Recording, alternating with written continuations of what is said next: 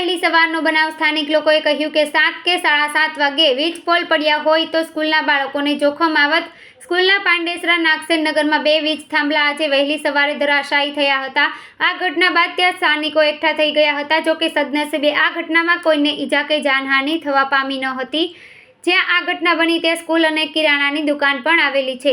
સદનસીબે જાનહાનિ ટળી। સુરતમાં વરસાદી માહોલ વચ્ચે વહેલી સવારે વીજ થાંભલા ધરાશાયી થયા હોવાની ઘટના સામે આવી છે।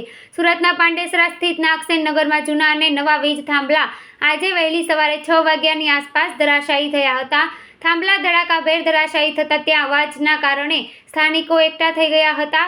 જોકે સદનસીબે આ ઘટનામાં કોઈને ઈજા કે જાનહાનિ થઈ નથી, પરંતુ સ્થાનિકોના જણાવ્યા મુજબ આ ઘટના વહેલી સવારે 6 વાગ્યાની આસપાસ બની છે। પરંતુ અહીં સ્કૂલ પણ આવેલી છે અને કિરાણાની દુકાન પણ આવેલી છે, ત્યારે 7 વાગ્યાની આસપાસ આ ઘટના બની હોત તો કોઈને ઈજા થવાની સંભાવના રહેલી હોત। જોકે સદનસીબે આ ઘટનામાં કોઈને ઈજા કે જાનહાનિ થઈ નથી। આ દુર્ઘટના બની ત્યારે તેમાં પાવર તો હશે જ, જોકે સદનસીબે કોઈને ઈજા કે જાનહાનિ થવા પામી ન હતી। જૂનો પોલ કાઢી લે તો દુર્ઘટના ન બનત। સ્થાનિક અશોકભાઈ ભેસાણીએ જણાવ્યું હતું કે જીઈબીનો જૂનો અને નવો પોલ પડ્યો છે। જ્યારે વહેલી સવારે 6 વાગ્યે આ ઘટના બની છે।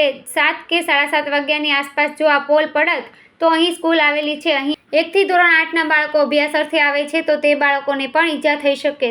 અહીં કરિયાણાની દુકાન પણ આવેલી છે, જ્યાં બહેનો સામાન લેવા આવે છે। આ જીઈબી અને મનપાની બેદરકારી છે। જ્યારે નવો પોલ નાખવા આવ્યા ત્યારે જ આ જૂનો પોલ કાઢી લે તો આ દુર્ઘટના ન બનત।